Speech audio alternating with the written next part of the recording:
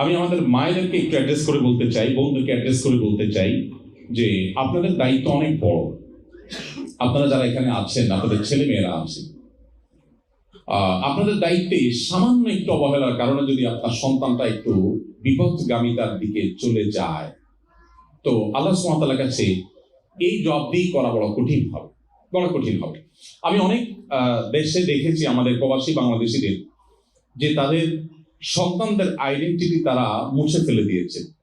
এবং নবী সাল্লাল্লাহু আলাইহি ওয়াসাল্লামের সেই হাদিসটি আপনারা নিশ্চয়ই শুনেছেন। বারবার নবী সাল্লাল্লাহু আলাইহি ওয়াসাল্লাম বলেছেন, কুল্লু মাউলুদিন ইউলাদু আলাল ফিতরা। প্রতিটি মানুষ, প্রতিটি শিশু জন্মগ্রহণ করে ইসলামের উপরে। কোন শিশু কিন্তু অমুসলিম হয়ে জন্মগ্রহণ করে না। সো প্রত্যেকটা শিশু বাই বর্ন মুসলিম, ইল্লা আন্না আবওয়াহু ইউহাউইদানিহি আও ইউনাসরানিহি আও ইউজিসানিহি।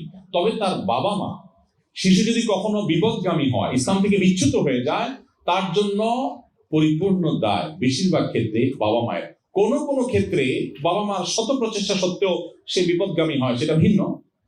তবে বেশিরভাগ ক্ষেত্রেই বাবা মার দায়িত্বশীলতার অভাবে, তাদের ভুল সিদ্ধান্তের কারণে, ভুল পদক্ষেপের কারণে তাদের সন্তানরা বিপদগামী হয়। সো মায়েদেরকে বলতে চাই, আপনার সন্তানের মধ্যে ঈমানের বীজ বপন করা, তার মধ্যে ইসলাম সম্পূর্ণরূপে তার মধ্যে ধীরে ধীরে গড়ে তোলা, ইসলামের মধ্য দিয়ে তাকে বড় করা, এটা আপনাদের অনেক বড় একটা দায়িত্ব।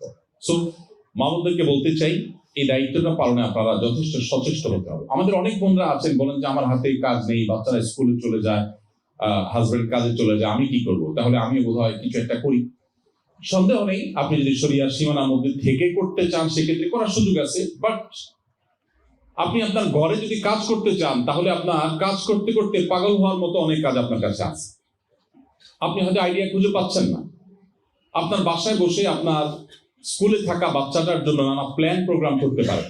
তার মনে অনেক কোয়েশ্চেন থাকে এখানকার প্রতিকূল পরিবেশে, সেই কোয়েশ্চেনগুলোর অ্যান্সার আপনাকে দিতে হবে, আপনাকে কনভিন্স করতে হবে। আপনি না পারলে অন্য কারো সহযোগিতা নিতে হবে, কারো সাহায্য নিতে হবে, কিন্তু দিন শেষে আপনাকে করতে হবে। অনেক ভাইরা আছেন যারা এই ক্ষেত্রে তারা উপার্জনের জন্য ব্যস্ত থাকার কারণে তারা সময় দিতে পারেন না। মায়েদের এখানে দায়িত্বটা অনেক বেশি। এই জন্য বোনদেরকে আমরা বলবো, আল্লাহকে ভয় করবেন। মনে রাখবেন, আপনার সন্তান যদি ঈমান হারা হয়ে যায়, তাহলে আপনার জাহান্নামে যাওয়ার জন্য শুধু এই একটা জিনিসই যথেষ্ট হতে পারে।